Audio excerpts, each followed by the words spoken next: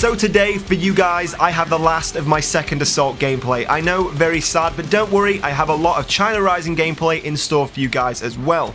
Now, when we were at the EA headquarters recording Second Assault, we were recording China Rising as well.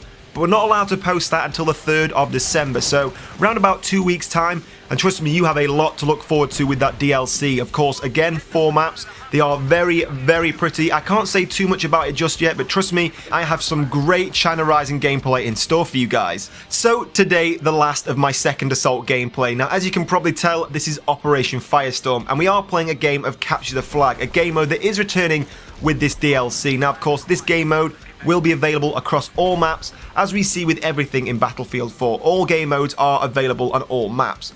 Now, this map I didn't particularly think looked too different from the version we saw in Battlefield 3. One of the most obvious differences that we do see practically across all of Second Assault is the map does look a lot more gloomy, a lot more grey, and that's, as you can see, a very prominent feature in this version of Operation Firestorm. So this section of gameplay here is something a lot of you guys have heard about and have been asking me to put into a video. I wish I had the live comm from this game to show you guys. It was very, very funny. We needed the final flag of the game. I hadn't been doing very well, to be honest with you, but I managed to get into the base, get their flag, and I was absolutely screaming for my teammates to come and pick me up in some kind of truck or helicopter. But no, Wintergore came to my rescue in the skid loader, and somehow, as you can see, as we're crawling along the map, we managed to actually get this flag from their base back to our base and win the game with the skid loader. Now, of course, the skid loader is a new feature on Operation Firestorm. We saw it on Gulf of Oman in Battlefield 3, but now it has been moved across to Operation Firestorm in Battlefield 4.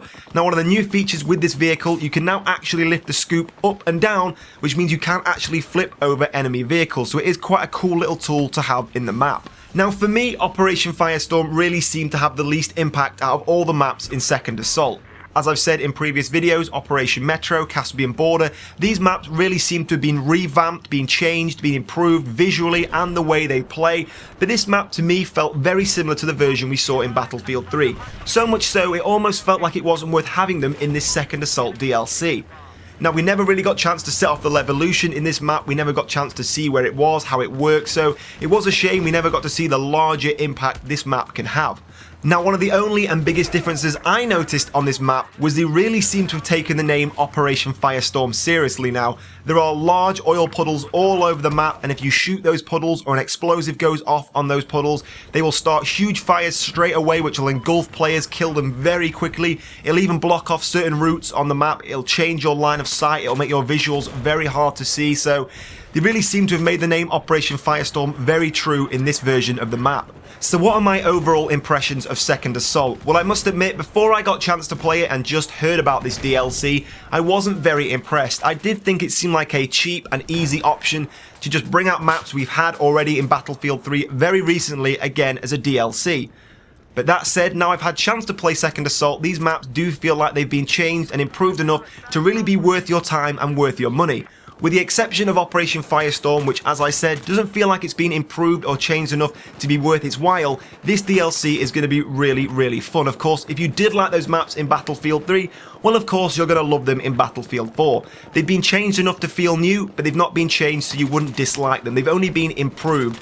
As I said, Gulf of Oman wasn't a map I enjoyed in Battlefield 3, and I really found myself enjoying it, especially during the sandstorm in Battlefield 4. So, of course, if you like those maps already, it's going to be a given that you like Second Assault. But for any of you guys who are still questioning whether or not it is worth your time, I'm going to say yes. These maps really have been revamped, and they do feel like new maps. It doesn't just feel like you're loading up Battlefield 3 on a Battlefield 4 interface. It does feel like it really is a new variation of the maps. But with all that said, I do still question the map choice. When we first heard about Second Assault being the 4 most popular maps from Battlefield 3, of course I knew we were going to see Operation Metro, but I'm very surprised we didn't see Davidan Peak, Sen Crossing, or even Grand Bazaar, especially to say we do have Operation Firestorm, a map that I didn't think was that popular in Battlefield 3, especially not enough to come back as a DLC in Battlefield 4. So for me, the one thing that really could have improved this DLC was taking away Operation Firestorm and replacing it, for me personally, with Grand Bazaar. That's the map I'd have loved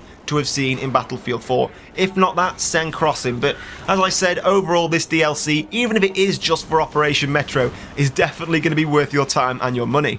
But that's all we've got time for today, guys. If you did enjoy the video, don't forget to smash the like button and leave a comment below. It really does help me out a lot.